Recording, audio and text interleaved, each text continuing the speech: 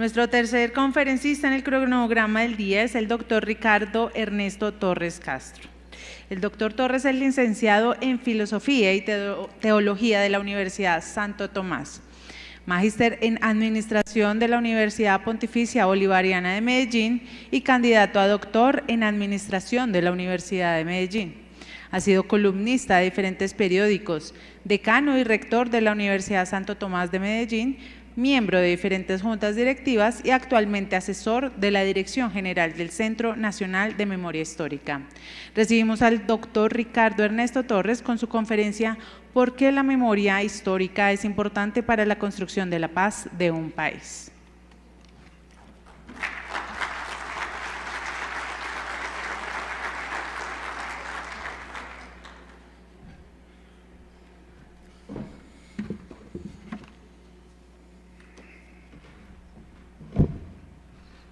Creo que ahí me alcanzan a ver perfectamente. Bueno, quiero agradecer a Nebre por esta invitación. La construcción de sentido en un evento como estos nos ayuda a entender no solo la misionalidad de nuestras instituciones, sino también a poner de presente la necesidad que tiene el país para abrir una reflexión que no siempre tiene que ser una reflexión politizada. Y por eso en este importante evento agradecemos desde el Centro Nacional de Memoria Histórica para participar con esta reflexión desafiante y supremamente importante para el país. Como la materia prima con la que contamos es la imaginación, a lo largo de esta conferencia me permitiré presentar una serie de imágenes que nos ayuden a recrear el lugar de la memoria histórica en nuestro contexto. Se trata de una conferencia desafiante, los animo porque quiero movilizar su pensamiento y nos abriguemos en conceptos que nos ayuden a entender mejor el país.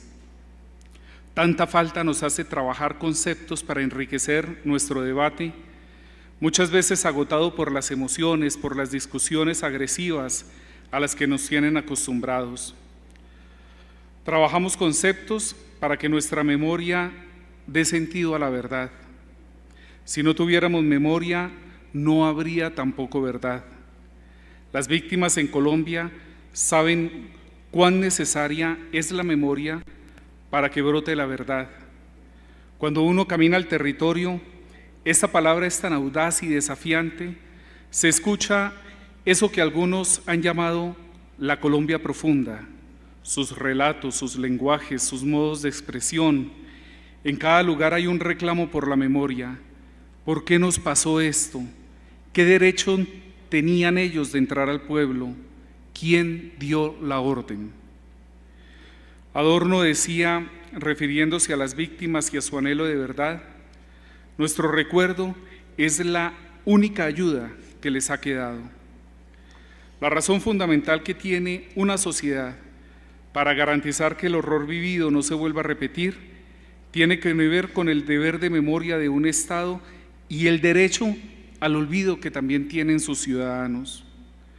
Por ello, los esfuerzos de una entidad tan joven como el Centro Nacional de Memoria Histórica resulta titánico, en tanto que debe lograr que cada colombiano interiorice la importancia que tiene la memoria en el proyecto de país, con el constante contrapeso de una clase política indolente e incluso cínica que ha contribuido a mantener sistemáticamente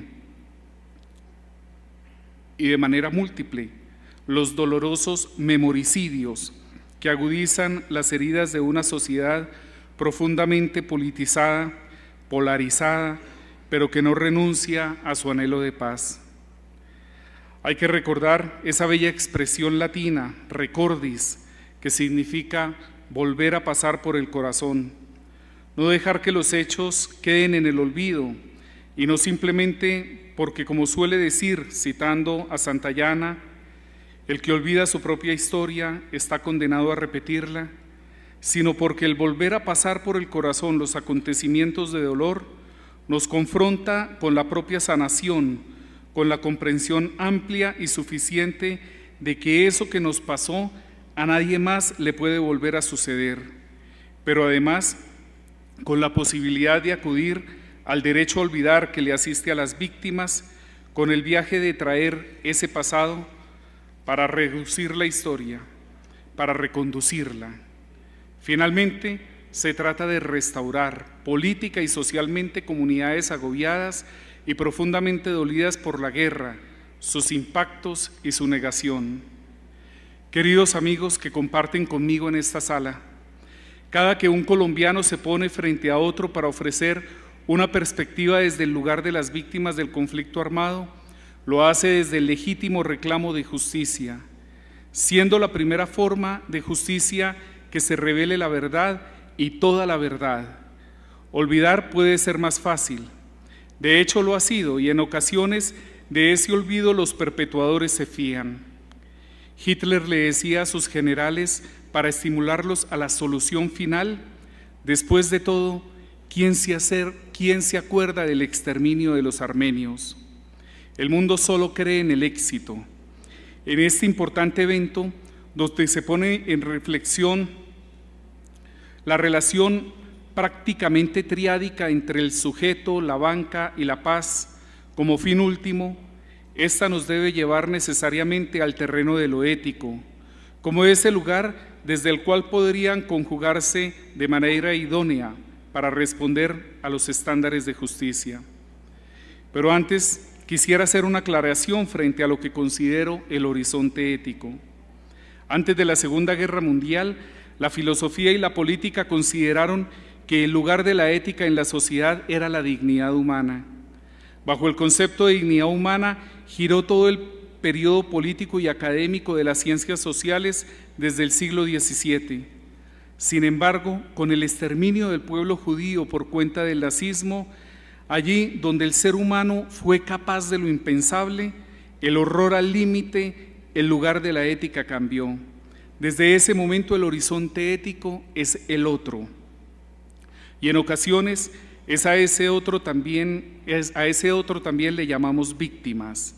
Así que el horizonte ético, desde donde debemos abordar la relación banca y paz, puede ser en parte desde las víctimas del conflicto armado de este país, quienes solo reclaman una cosa: justicia.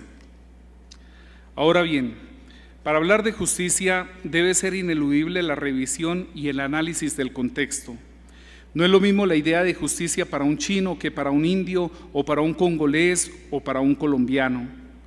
Las masacres de las Delicias, del Catatumbo, de Martiripán, de Mitú, de Bojayá y otras en Colombia exigen necesariamente comprender el país, sus ideas políticas, sus culturas, su aparato jurídico, las memorias todas, sus causas estructurales que llevaron a este largo conflicto armado. De ahí que justicia y memoria siempre van juntas. Hay un historiador judío, Jerusalmi, quien propuso una tesis de que memoria y justicia son sinónimos y el antónimo de la memoria no es el olvido, sino es la injusticia. De ahí que cuando pensamos en injusticias que han causado daños irreparables, la memoria de la injusticia resulta ser la única forma de justicia posible. En ese sentido, no se trata de la clásica definición de dar a cada quien lo que se merece, sino de restaurar en cada quien el daño causado. Así que ya no es una justicia distributiva, sino que se trata de una justicia restaurativa. Comprender esto es vital para cerrar muchas brechas, para mirarnos los unos a los otros con más empatía, para comprender que el dolor que han vivido nuestras víctimas también es nuestro dolor, y por eso es importante restaurar, que pretender dar a cada quien algo de lo que creemos merece. Imaginen una banca comprometida con la idea de restauración que con la clásica idea de distribución. La justicia en ese sentido deja de ser un valor o una virtud y se convierte en un fundamento moral de la sociedad. Y por eso cuando se trata de restaurar moralmente la República, estamos hablando de la idea de justicia que llevó a la carga a un hombre como Jorge Eliezer Gaitán. El padre Lebret, que hace 70 años le entregó al país un informe sobre las condiciones de vida de los colombianos, decía que cuando una sociedad deja de considerar la justicia como un valor o una virtud y la pone en el lugar de ser fundamento moral, la sociedad asciende humanamente. No ascendemos solos, lo hacemos en colectivo y las luchas del colectivo son vitales, pulsantes. Así que si después de la Segunda Guerra Mundial el horizonte ético era el otro, podemos afirmar que el lugar ético que tenemos los colombianos para comprender los acontecimientos del pasado y que sean brújula del futuro es el nosotros. Nosotros somos los únicos que podemos cambiar. Nosotros somos los únicos que podemos restaurar, sanar, resistir. En nosotros está la esperanza. El nosotros es la única condición de posibilidad que tenemos para avanzar. Ahora, ¿cómo hacemos nosotros para no quedar prisioneros en el pasado? Los acontecimientos dolorosos que se dieron en el marco del conflicto armado han lesionado la memoria de dos maneras: con el olvido del pasado y con el encerramiento en el pasado. Alguien me decía en algún momento cuando vivía en Tibú, norte de Santander, muy doloroso recordarlo y muy doloroso olvidarlo. Aún así, ninguna de estas dos posiciones es útil. En el 2013 me encontraba en la ciudad de Dublín, capital de la República de Irlanda, conversando con un gran amigo contemporáneo e incluso menor sobre los acontecimientos que habían marcado sus vidas en el periodo del conflicto comprendido entre el 8 de octubre del 68 hasta la firma del acuerdo del Viernes Santo el 10 de abril de 1998, que sentó las bases de un nuevo gobierno. Me llamaba poderosamente la atención cómo los irlandeses son capaces de contar la historia como si fuera ayer, como si ellos mismos lo hubieran vivido. A ellos las historias de los abuelos les permitió establecer una sociedad nueva, y aunque hay episodios de violencia, el conjunto de la sociedad sabe que cuando se cuentan esas historias se hace con la finalidad de que nunca más se vuelvan a repetir. Una sociedad que resiste tanto del olvido como de la repetición compulsiva del pasado. Claro es que mucho es peor esa repetición al olvido. Pensemos en los soldados serbios en plena guerra de 1993. Tenían en sus mentes viva y poderosa la batalla de Kosovo del año 1389. Alimentada constantemente con el resentimiento intergeneracional, la memoria de los horrores del pasado simplemente servía de terreno para la repetición en el futuro.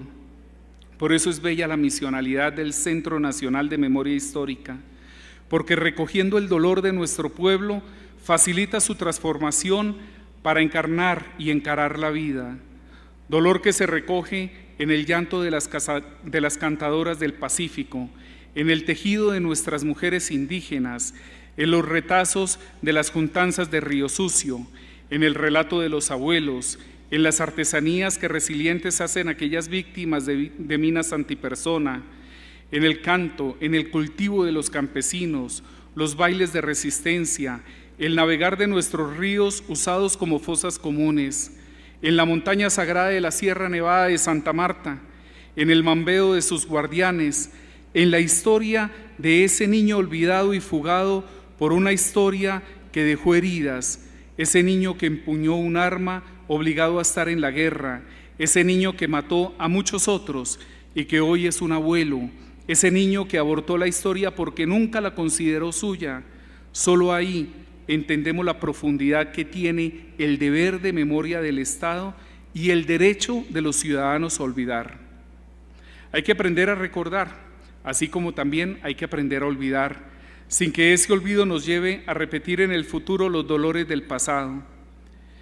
En mis muy asiduas visitas a bibliotecas y librerías, hoy por hoy, dado mi actual ejercicio profesional, me sucede que cada vez que tomo un libro en mis manos y veo la palabra memoria, de inmediato me genera un interés intenso en el texto. Así fue como me topé, y aquí acaba de salir un argentino, con uno de Jorge Luis Borges, un cuento titulado Funes el Memorioso, que trata de un joven uruguayo, Ireneo Funes, capaz de recordar con lujo de detalles absolutamente todo lo que ha vivido, soñado e imaginado luego de un mortal accidente. Al quedar paralítico, este le pide al narrador del cuento el préstamo de un libro en latín, Naturalis Historia de Plinio y el Diccionario del Quicherat. Al poco tiempo, el narrador lo visita y encuentra al joven tullido tendido en su catre, a oscuras recitando con precisión el texto en latín. Como se enterará, durante el largo diálogo de esa noche, Funes recita el primer párrafo del capítulo 24 del libro 7 de Plinio, dedicado a la memoria. Cuando entablan conversación a oscuras, Funes le cuenta con asombro que ha leído todas aquellas personas de la antigüedad que han mostrado poseer una memoria prodigiosa. Luego confiesa haber vivido hasta sus 19 años totalmente desmemoriado. Tras el accidente, puede recordar absolutamente todo con total nitidez. Frente a ese don, haber perdido la movilidad de las piernas le parece un precio razonable. Funes puede describir con claridad las nubes de la mañana de 1984 o reconstruir un día entero de su vida detalle por detalle. Tan profundo es lo que le pasa que para contar los acontecimientos de un día necesita de otro. Entonces el narrador comprende que Funes no piensa, tan solo recuerda, porque para pensar o reflexionar es necesario olvidar, puesto que el pensamiento requiere olvidar diferencias, generalizar y abstraer. La charla continúa hasta el amanecer, cuando a la luz del día el narrador observa el rostro de Funes y lo percibe milenario, antiguo, cargado con el peso de la historia. El narrador se despide y regresa a Buenos Aires. En 1989 se entera de que Funes ha muerto de una afección pulmonar a los 21 años. Reyes Mate, un escritor español, escribe en un libro sobre Heidegger y el judaísmo. En el primer capítulo recoge 3 palabras claves para comprender a Heidegger: el espíritu, el pensar y el lenguaje.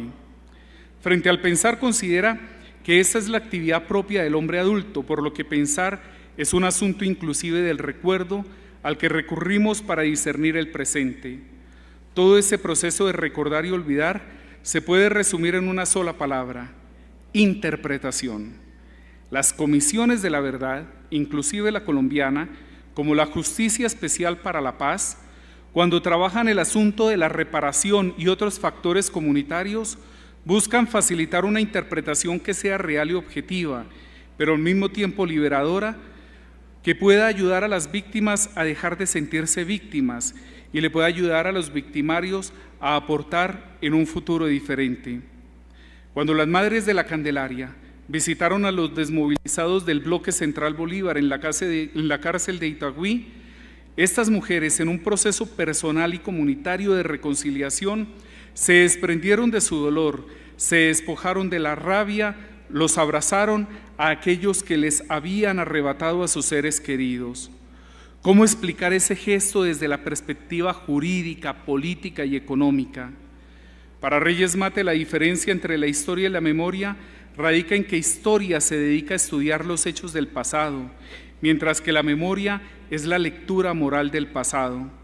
De ahí que la memoria conoce todo aquello que está oculto en la historia, que trasciende los hechos y que moviliza el espíritu humano.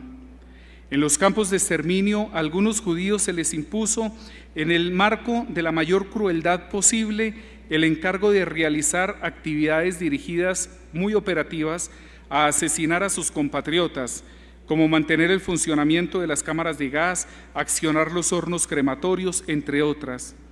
Uno de ellos escribió unas notas en unas hojas que dejó entre las piedras de un horno crematorio, en las que se lee: los historiadores del futuro podrán saber cómo hemos muerto, pero no sabrán cómo vivimos. En este sentido, la memoria también es conocimiento. Cuando los campos de exterminio son liberados, tanto los sobrevivientes como la comunidad internacional coincidieron y reclamaron de manera unánime que esto no podría volver a pasar, nunca más. En este momento aparece el deber de memoria. No se trata solo de recordar lo mal que la pasaron los judíos, consiste en comprender y dimensionar lo ocurrido para reconducir nuestra historia, para que no se repita lo que pasó. Es un repensar las cosas, y ahí está la clave, queridos amigos, repensar lo que nos ha pasado para que podamos tener una Colombia diferente. Cuando una víctima pide que se haga memoria, su invitación es a repensarnos como sociedad, como humanidad.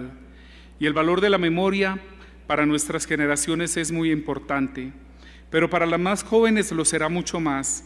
Ante la constante mirada que busca rotular los miembros de una sociedad a partir de regionalismos, culturalismos, expresiones o movimientos transculturales emergentes, ser víctima no es la más cómoda para un joven de hoy.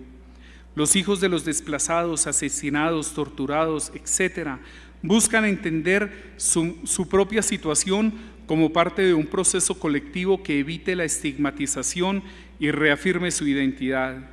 Quisiera dejar esa idea abierta.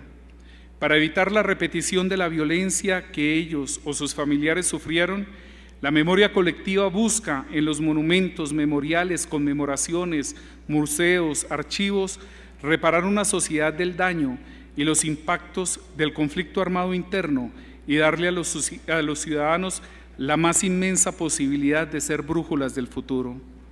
Es precisamente esta la finalidad misional del Centro Nacional de Memoria Histórica, y sin embargo, cada que un colombiano pasa por la avenida del Dorado, lo que puede evidenciar en ese edificio sin terminar es un elemento revelador de cómo el país político trata a la memoria en este país, cómo se asume en este país el lugar que tienen los hechos del pasado, así como la persistente resistencia por gran parte de los colombianos para reconocer los impactos de la guerra y por ende transformar nuestro presente. La posición más cómoda es no hablar, dejar las cosas así, no ver como prioritario el horror causado, las lágrimas derramadas, la sangre esparcida en la mente de cada colombiano que vivió la crueldad de las víctimas. A veces empatizamos más con el dolor exterior que con el dolor interior. Hoy, el Centro Nacional de Memoria Histórica se pregunta por los orígenes del conflicto. Esta pregunta, que aparentemente es académica, cronológica o simplemente investigativa, resulta ser muy cómoda en algunos sectores del país. La pregunta por los orígenes no tiene nada que ver con la historia, sino por las causas estructurales que llevaron a vivir la experiencia de la muerte. Se trata de las injusticias y las desigualdades, que no son lo mismo, y que creo que en este punto el derecho se ha equivocado mucho, ya que para algunos de sus autores las desigualdades son naturales y no habría que preguntarse por su génesis. Pero si no nos preguntamos por el origen, entonces ¿de qué forma podría establecerse responsabilidades históricas?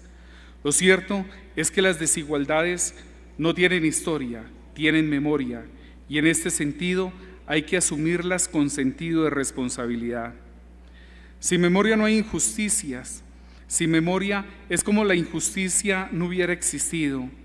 Tantas injusticias de las que no tenemos noticias, tantas situaciones que desconocemos, tantos hechos que nos parecen impensables porque llegamos al punto de hacer lo inimaginable. Por eso la memoria no puede tener un tratamiento netamente jurídico. No se trata de abrir y sobre todo cerrar un caso. Para la memoria, cualquier caso que no esté cerrado es y será siempre imprescriptible. ¿Cuántas víctimas del país, aún sabiendo que fueron reconocidas por la unidad de víctimas, que tuvieron una reparación económica, se les ha forzado a un perdón que ellas no han elegido? ¿Y cuántas de ellas aún sienten que sus casos no pueden estar cerrados?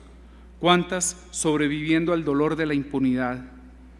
Aunque muchos no estén de acuerdo, yo sí soy un convencido de la idea de la reconciliación.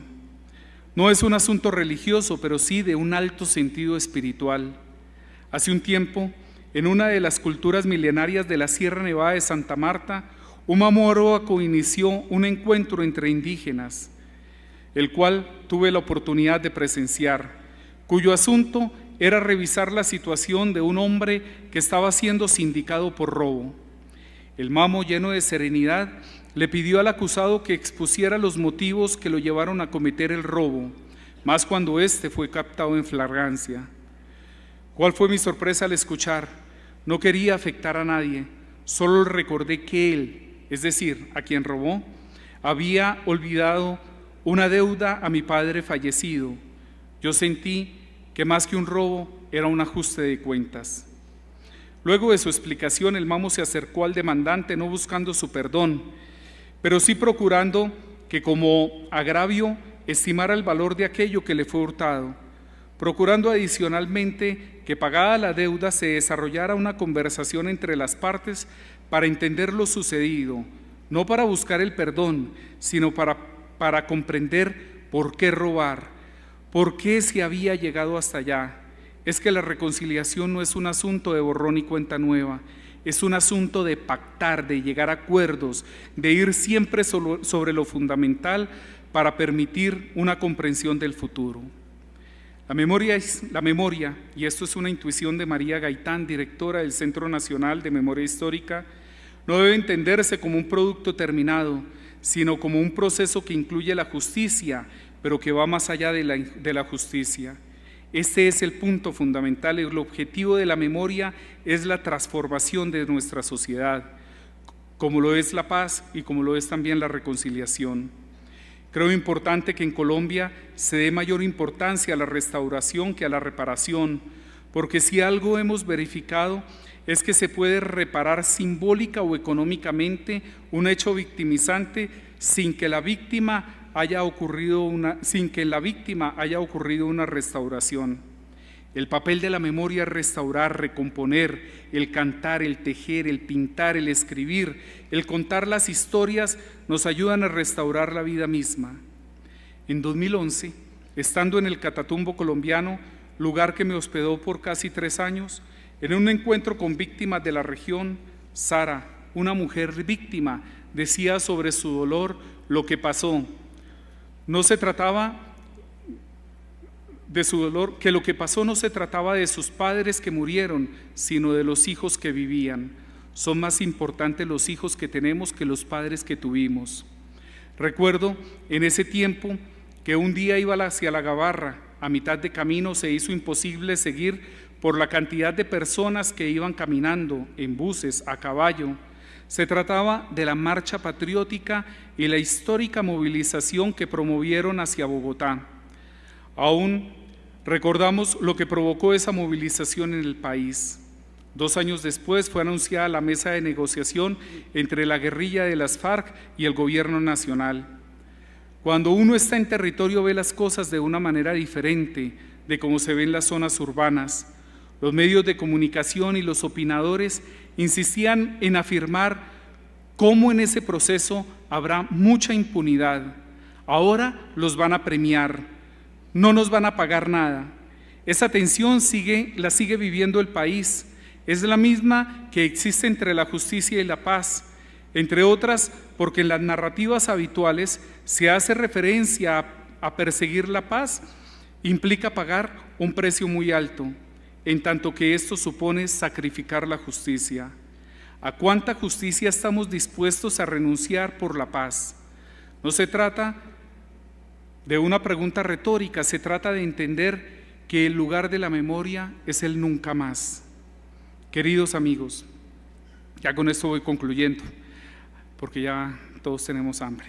Hace poco vi una serie de Netflix que se llama El Accidente, y por supuesto no les voy a anticipar nada para que ustedes puedan disfrutarla posteriormente, pero sí me permito contarles el final. El protagonista y el antagonista entablan un diálogo en la cárcel donde uno interpela al otro, al final afirmando: usted tiene como cárcel el odio, yo la culpa. Es la realidad de muchos en el país. Posiblemente muchos antagonistas y protagonistas de la historia de nuestro conflicto decidan permanecer siempre presos por el odio o por la culpa. Sin embargo, entre víctimas y victimarios no es el perdón lo que debe primar. En ocasiones, en el marco del conflicto, la condición humana tiene movimientos pendulares entre la condición de víctima y victimario. Y por tanto, nos encontramos a veces con colombianos héroes culpables, o como lo diría Jaime Garzón, pobres obligados a matar. Queridos amigos, aunque ustedes no han escuchado hablar de banca en esta reflexión que he hecho, yo no vine a hablar de banca, y mucho menos de macro o microeconomía. Sí es importante que el sector piense más el rol que juega en una justicia restaurativa y cómo puede contribuir en el gran proyecto de restaurar el país. Yo vine a hablar de memoria histórica y verdad. Yo vine a provocar un punto aparte en este importante evento. Seguramente no era yo al que esperaban, pero si no aprovechaba este espacio para hablar de lo que he hablado, no me lo perdonaría. La memoria histórica ha sido muy maltratada en el país, ha quedado en anaqueles de bibliotecas y en gomosos académicos. Sin embargo, cuando uno va al territorio, los pobladores exigen no olvidar, exigen un deber de memoria que a veces se olvida en esos lugares. Yo vine a cambiar el ritmo de este evento, a poner este tema sobre la mesa, pese a que soy consciente de que seguramente a muchos les incomoda. Yo vine a decirles, unido a las más de 10 millones de víctimas de este país, con todas las memorias todas, que nunca más el dolor y el horror en el que hemos vivido. Muchas gracias.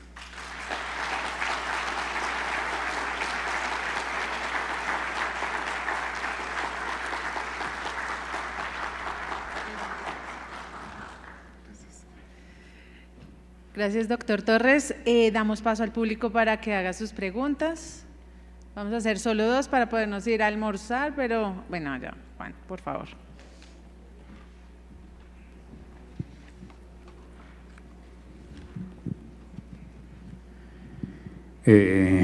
Muy buenas tardes. En este análisis de memoria histórica para nuestro pueblo colombiano, puedo hablar en nombre propio, ¿no? Vengo de un padre drogadicto, una madre que trabajaba en bares, familia disfuncional.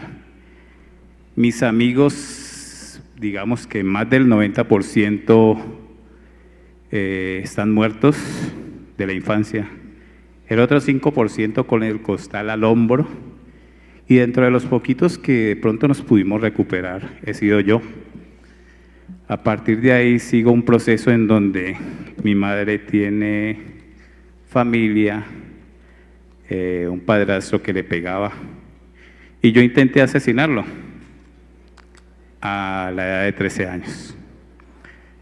Son contextos que se viven dentro de nuestro diario vivir, ¿no? Pero poquito a poco, a la edad de 13 años, me voy a vivir solo de mi casa y comienzo como una reflexión de mi vida, donde ya había salido de estudiar, y vuelvo de nuevo a coger lo que fue el estudio, lo que fue el procurar educarme, y a partir de ese proceso comienzo una transición de lo que fue la época de violencia en que viví con lo que fue mi pasado, y ya aparte comienzo se puede decir que a mantener a mi mamá para que deje de vivir ese tipo de vida. Comienzo a trabajar desde los 13 años, sigo para adelante, me gradúo de bachillerato y comienzo la universidad. De pronto fui representante estudiantil, viví procesos en los cuales fui amenazado de muerte dentro de mi época de representante estudiantil.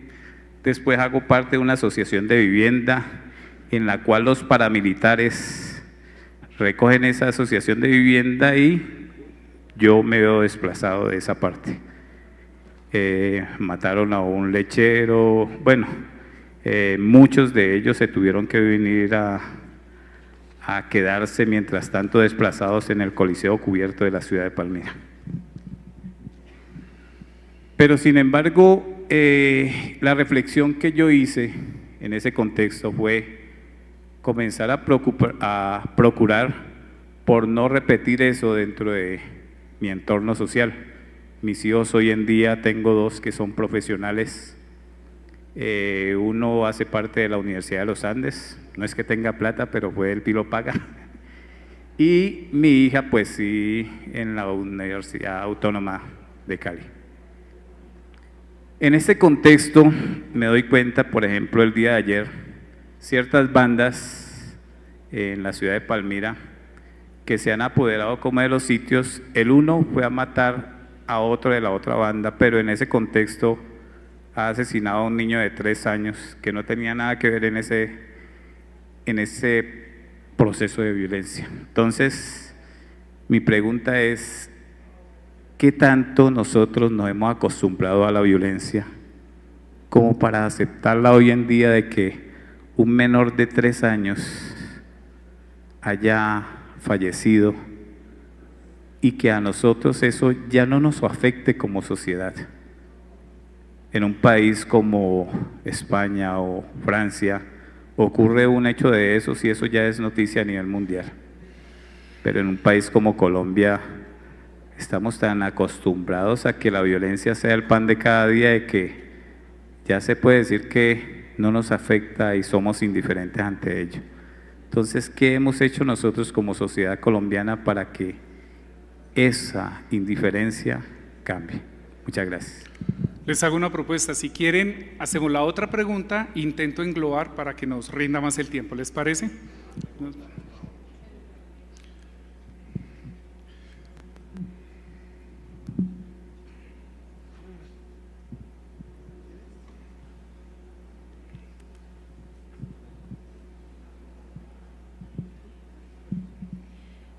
Sí, en el contexto sobre la verdad y sobre, digamos, este país, en los 4 días que ha pasado esta semana, que las EPS se esconden los medicamentos, las aerolíneas esconden el combustible, los medios de comunicación esconden la verdad,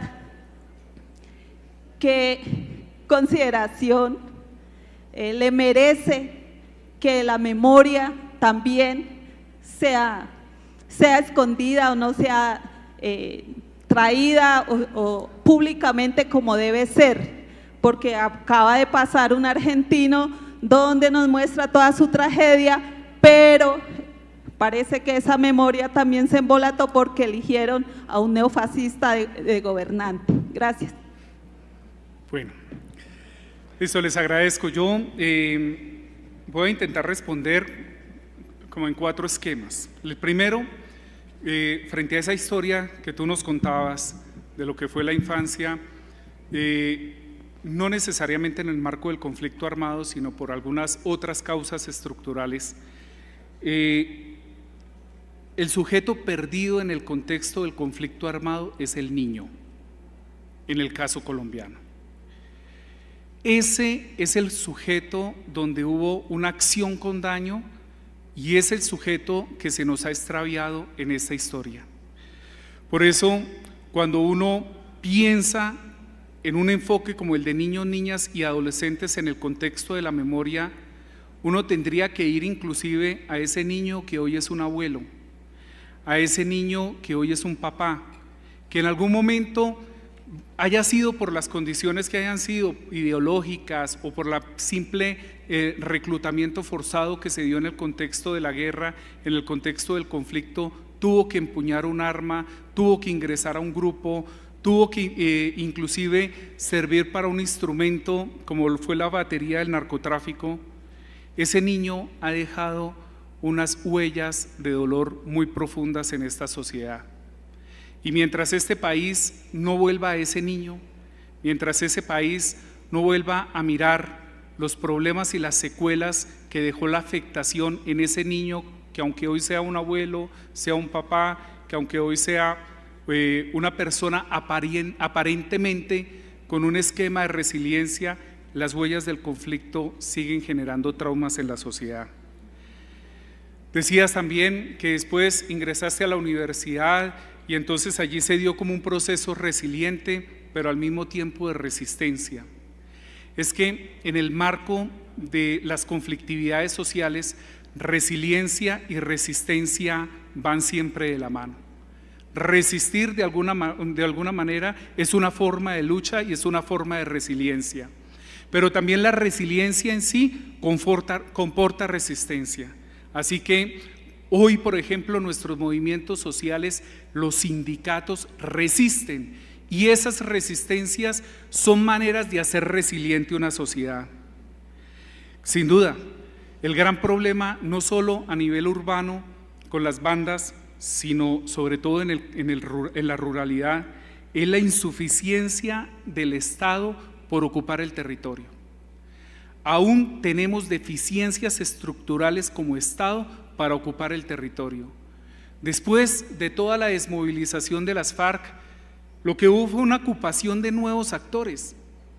El Estado fue incapaz de llegar con una escuela, fue incapaz de llegar con un puesto de salud, con programas sociales.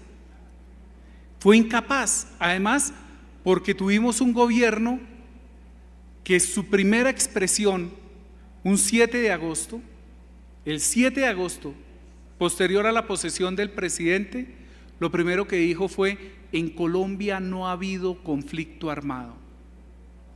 Y ese negacionismo nos llevó también a entender que había un gobierno que no iba a procurar suplir esas deficiencias.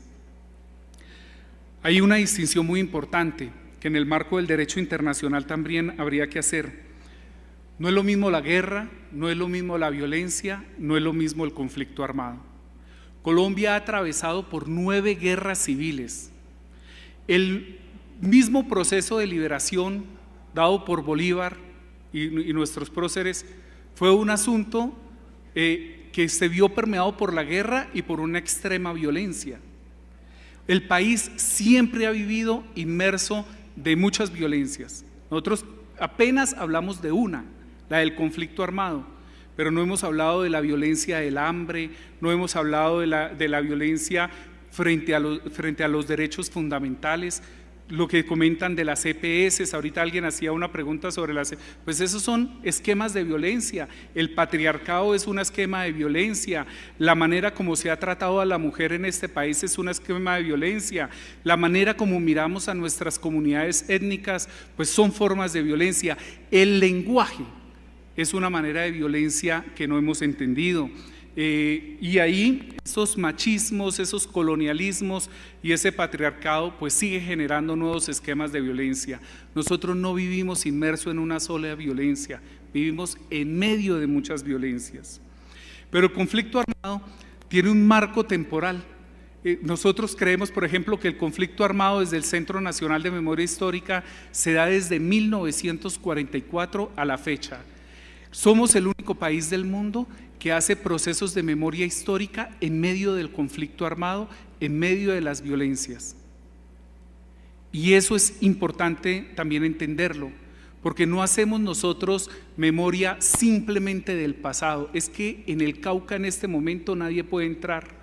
Es que en este momento en San Pablo, en Barrancabermeja, en Puerto Boyacá, ya estamos viendo la ocupación de nuevos miembros de conflictividades armadas y volvimos a ver el río cargando muertos. Eso está pasando, eso está pasando. Y sin duda, la discusión por la verdad siempre será la discusión por el esclarecimiento. No nos sirve simplemente tu verdad, nos interesa que esa verdad sea esclarecida, y por eso el Centro de Memoria, por ejemplo, hace procesos de investigación frente a los aportes de verdad. Administramos un mecanismo que no sé si ustedes lo sepan, que es el mecanismo no judicial de aportes a la verdad, lo que le da beneficios a cualquier excombatiente en el marco de lo jurídico. Pero no es simplemente ir y contar el testimonio.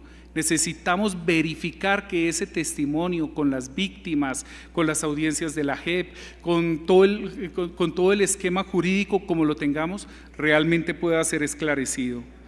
Y sin duda, el sinónimo de memoria es justicia. Cuando nosotros hablamos de memoria, entendemos por memoria justicia, pero no es la justicia distributiva, es la justicia restaurativa. Y en Colombia, Pues fíjense en ustedes nomás, desde el solo sistema académico, cómo se ha tratado a la memoria. Belisario Betancur, siendo presidente de Colombia, le quitó al país la cátedra de Historia. Desde ese momento, la cátedra de Historia, con muchos intentos, se ha vuelto un asunto opcional en los colegios. O sea, nosotros hemos tenido muchos memoricidios en todos los sistemas de administración del Estado. Nos han intentado callar la historia que tenemos, no solo con los hechos, sino para comprender que realmente nosotros tenemos que avanzar en una brújula de futuro, y de eso se trata la memoria. Muchas gracias.